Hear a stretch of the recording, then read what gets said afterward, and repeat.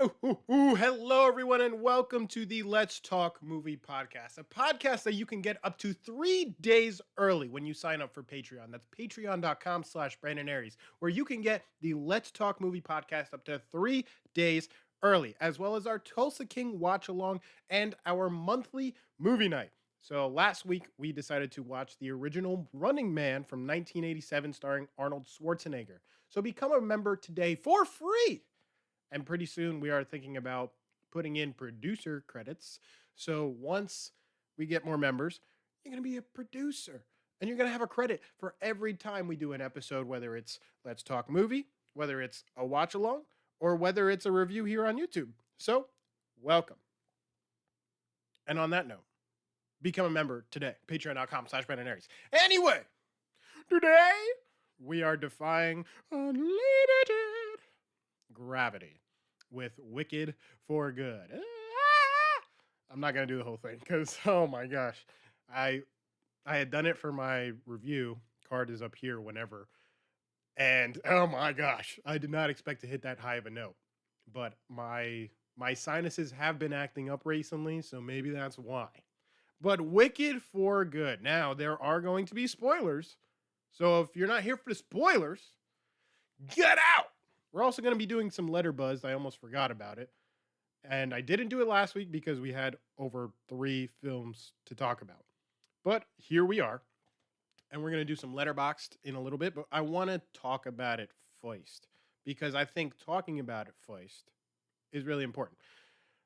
And from what I'm seeing so far for these letterbox buzzes is crazy. So let's get into it. From what I had seen and from what I feel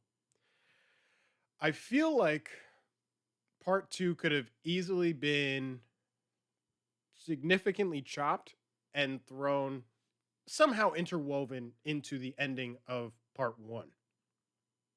I feel like part 2 was really dragged out. Part 1 dragged a little bit, but part 2 is really dragged out, extremely. Allegedly, we're supposed to get 1 inch of snow on Tuesday, brother. As we're recording this, we ain't even thinking about that. We're thinking about Turkey Day.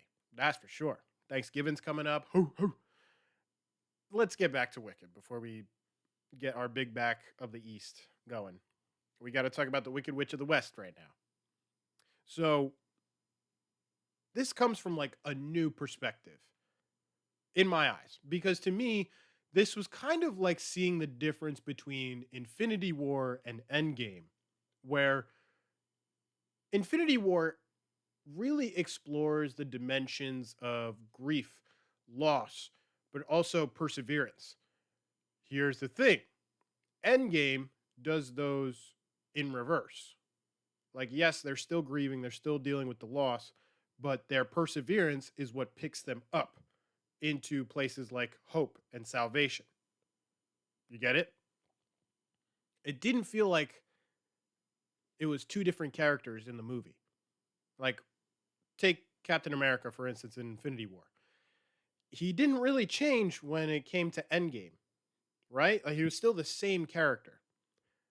For Wicked, and this is my point, it doesn't feel that way. And I understand why. I understand that part 1 and part 2 is different because part 2 is really taking in the gravity, for lack of a better term, of the situation. Like, it's serious now. Whereas in part 1 it was like, oh, but we can still have fun, you know. Part 2 is very different because part 2 is where all of the gravity of the situation settles and it hits everyone. That level of acceptance, like maybe Oz really won't be the same until the witch is dead. And that's what we have here. I thought Ariana Grande did a splendid job at being Galinda. I mean, this could be her Oscar piece. A lot of people are like, well, she shouldn't be considered as a supporting actress. She should be a lead actress. And I'll say this, I agree. And the reason why I say I agree is because to me, like I said in my review, Glinda and Elphaba, to me, their stories are interwoven with each other. You know, Glinda the good and Elphaba the wicked. To me, their stories are tandem, and they even say that with their plan. You know, unlimited. But here's the thing: to me, they're co-leads. They're one's not a lead and one's not a support. Elphaba is not the lead, and Glinda is not the support. To me, they're they're both leading here, and I think a lot of people don't see that. I think a lot of people think that she's just a support. It's all about Elphaba, but who really walks away in the end? You know, one has to, in a way, go into a disappearing act, pretty much, of exile, leaving everything that they knew and loved in order to bring light, in order to bring happiness back to that sacred land of Oz. And the other is exiled and isolated in that land because they will never truly be happy. Isn't that crazy? Ugh, in the deep bones right there. Because Glinda is left all alone in a place that has betrayed her, in a place that has done her so much wrong, has taken away everything that she loved and cared about. She cared about Glinda, or she cared about Elphaba. Glinda cared about Elphaba. She cared about Fiero. She cared about the goodness of Oz, which she saw that it was far from the truth. And she loved her people. She loved being good. She loved that feeling. Though now she has it as at an expense, at the expense of losing Fiero, Glinda, or I keep saying that, Fiero, Elphaba, and everyone that she loves and cares about. That's almost like her punishment, which I mean, she did kind of tell Madame Morrible to target Elphaba's sister, and I was like, up, up, ah. So her staying as Glinda the Good in Oz is kind of like her penance. Whereas Elphaba in a way has her freedom and her happiness because she left. Now, there was that talk with Dorsey Bear, where she says over like beyond Oz is just nothing. But is that really true? Like we never truly know what's on the other side. It's beyond. It's beyond our comprehension. It's beyond our wildest dreams. And I think her still taking that chance, even if she was fighting for what she felt like was her home, her sanctuary, she knew that it had to come at a cost as well.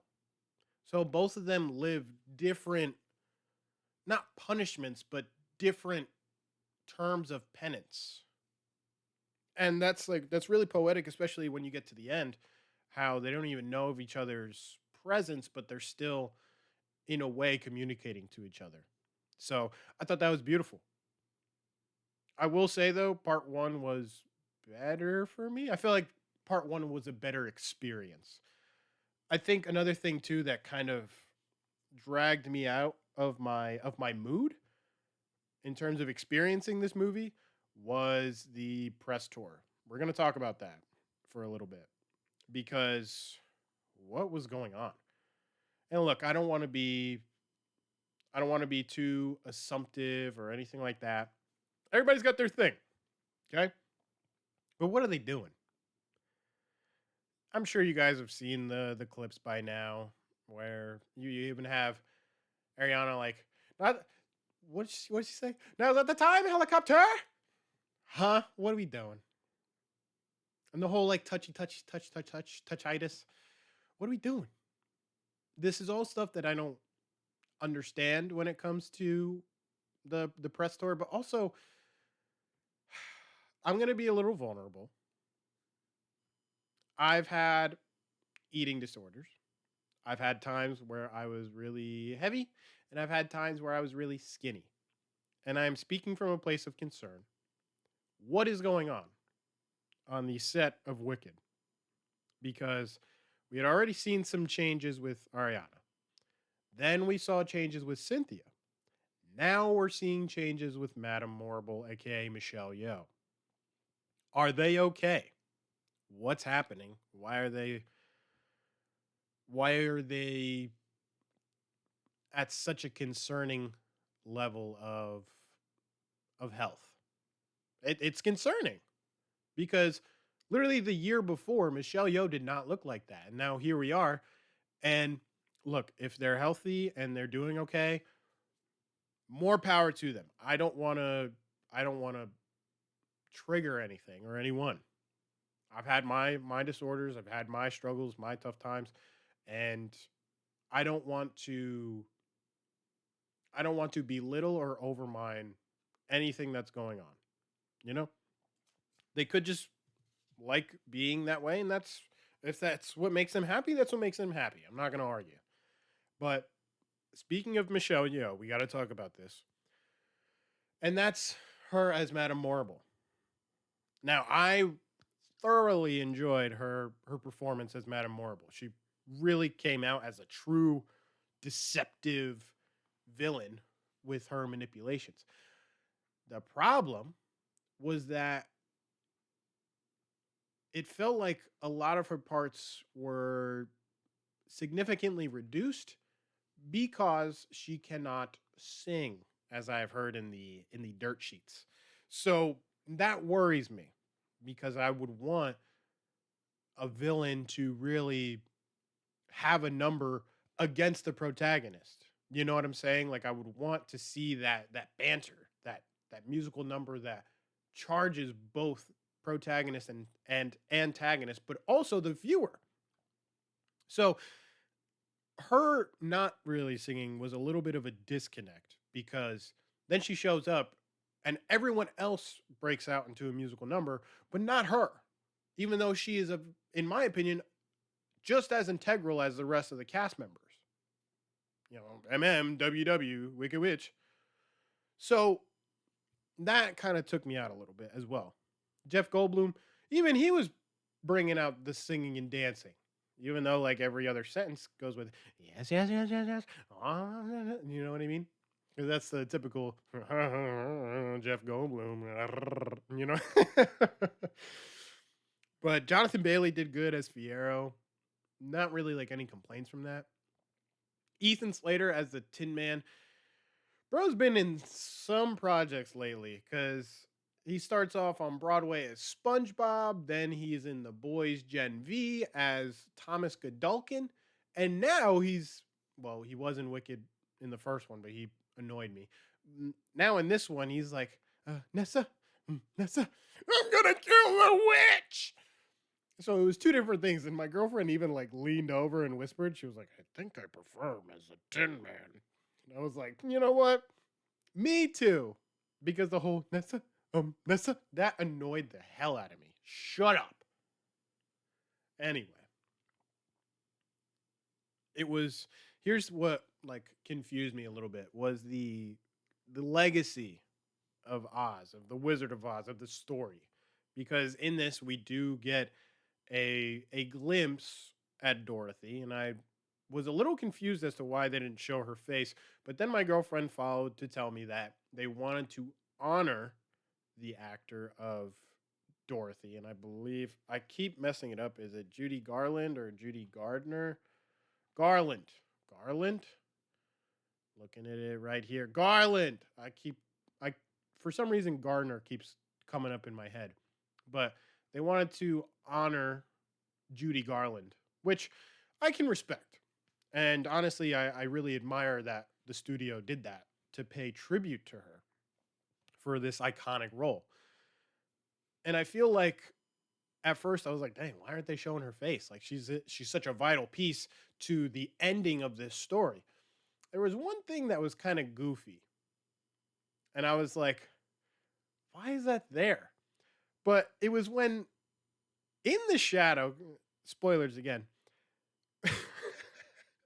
when she grabs the broomstick and you just see the shadow, and she's like, yeah. She's just holding it up high for those who are listening. She's holding it high like that scene with the vegan police in Scott Pilgrim versus the World after they take out Todd and they just walk away and they're like high-fiving in the background like, "Yeah!" That's how I felt that scene went down. And I just was dying at that. My girlfriend was so confused like, "What the hell are you laughing about?" And I'm like, "You see how goofy that looks even with just a shadow?" She's like, "All right. I got the broomstick. The witch is dead." And I was like, "Oh my god. Can we not?"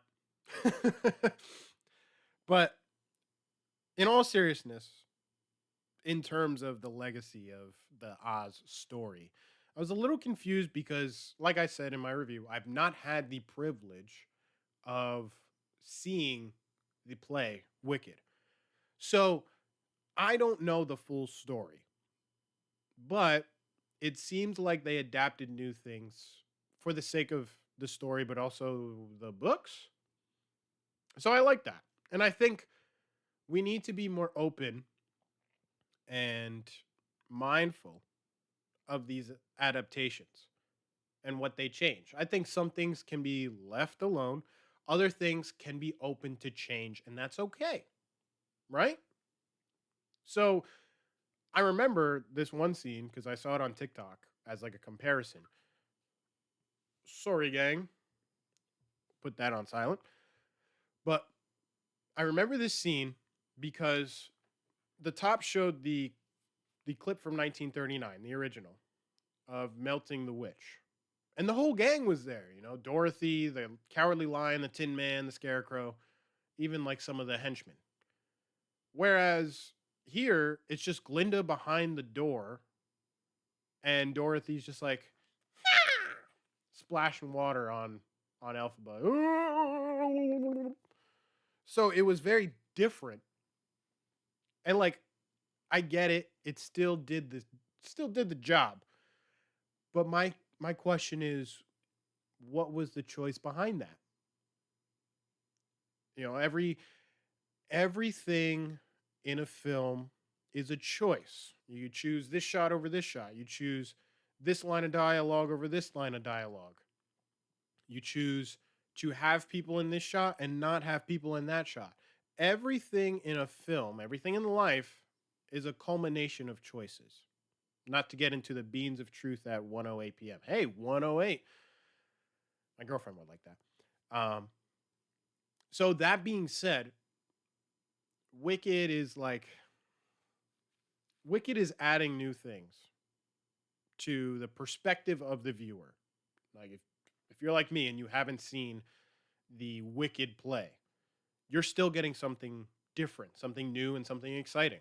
And I still think they did a great job. Minus being super dragged out. That's besides the point. Overall, I would say part 1 was better, but part 2 comes from a different place, you know? So that being said, I hope you guys let me know your thoughts on Wicked for Good. And now we are entering Letterbuzz. So this is our segment of the Let's Talk Movie podcast where we go on Letterboxd and we read your reviews on Wicked for Good. So let's go. Okay, 137 minutes of Glinda and Fiyero competing to see who can yearn for Elphaba the hardest. Yeah, I get that because they were both down bad at one point. Elphaba and Fiyero will return in Dune Part 3. Allegedly, let's pause for a second. Allegedly, because there's a continuation of this story where Elphaba and Fiyero have a child. And now rumors are spinning that John Chu and the other guy, I'm blanking on his name, are interested in a possible Wicked 3 project. So that tells me, okay, you're probably going to have this child that Elphaba and Fiyero had be the new antagonist or new protagonist of the series, of the story, whatever how they're going to do it, and just adapt from the books to further the story. Anyway, Yep, that's Act Two of Wicked. Guy left no stars, nothing. Okay, they should have kissed. Y'all aren't ready for Cynthia to Elikanamina. That was funny. Elikanamina. Michelle Yeoh giving one of the performances of the year. I agree. I just wish she was able to sing. That would have been great. If someone ruined my wedding to Jonathan Bailey, I too would drop a house on them. R.I.P. Ness. Dorothy locked up waiting for them to finish singing for good. That's true. I was like, she can just hear all that while they're like, I have been changed for good. Drinking game. Take a shot every time someone says, wait, just a clock tick, and you will not be walking out of that theater. My girlfriend took a liking to clock tick. She was like, they said that a lot. Like, oh, let me just wait a clock tick. Oh, can you just stand out there for a clock tick? That was hilarious. And I like that. Let's see. It's actually quite interesting to watch the rise and fall of fascism in Oz. True story. It's very politically driven when you really try and dig into the story. Singing while Dorothy is in the basement is crazy. I know, dude. We were just talking about that. I love how everyone in the movie just moved on from Nessa getting crushed by a house. Pretty much. It was like, damn, she's dead. Burn the witch. Let's see. Gasped for air when the scarecrow appeared and looked like Ryan Reynolds. That's true. That was a little disturbing, but apparently that was nothing CG. Okay. That final shot. John M. Chu, you will pay for my therapy. Okay. No effing way those giraffes believed they were fitting in that hole. I know. So this was when all the animals were escaping Oz into that underground tunnel. I don't know what the giraffes were thinking, but the real what? Dorothy, you'll be dealt with. Jeez. And are the quote unquote friends in the room with us? Haven't been this dazzled by a green white couple since Shrek. Interesting. Would like to see this from the perspective of the girl with the dog. I'm sure maybe in a follow up story we'll get that, like maybe Wicked 3 or whatever. Elphaba missed Glinda so much she decided to rage bait her until she jumped into her arms. I'm onto her ass. She's not slick. Well done. Let's see. New songs are all like, I'm in a forest, there's soil here, and time to pop the bubble, pretty girl. Jump scares with no spoilers. DH person, scarecrow lips, bitch slaps. Without context, very good. Because I watched you, I have been changed for good. Aw. Oh my gosh. Contradicting a former statement. Took a star off for Michelle Yeoh's atrocious performance and then put it straight back on for Jonathan Bailey's arms. Mind you, they have a 2.5. Sorry, that didn't focus right away, but we need to get Cynthia Erivo a Nobel Peace Prize for her rendition of No Good Deed ASAP. No Good Deed was a very, very solid track that stood out to me. Was it casual when we changed each other for good? Was it? Oh my Oz. Oh yeah, like when Galinda said, "Oh shiz." That kind of made me laugh. I like the Wicked movies. I think the Wicked movies are good. All right. They didn't kiss in this one, but that's okay. Third time's the charm, am I right? Oh my god. I don't feel like dancing through life right now. I mean, I get that. My Dune, my Arrakis. I saw a lot where because I knew you. Oh, yeah, here come the tears. I saw a lot of people saying like, "Oh wait, there's going to be an after credit of Elphaba will return in Avengers Doomsday because she's green," and I was like, "Come on, isn't that a little bit of a stretch?" But that's going to do it for Letterbuzz, and that is going to do it for Wicked for Good. Did you enjoy it? Did you see it? Did you like it? Let me know in the comments below. Like I said, I think the first one is going to resonate a little more with me and carry on a little more with me, but part 2 is still a good conclusion to the story and overall to wrap it up if you're trying to. But it seems like John M. Chu has other ideas in mind. So, in case I don't see you again, afternoon, good evening, and good night. Peace!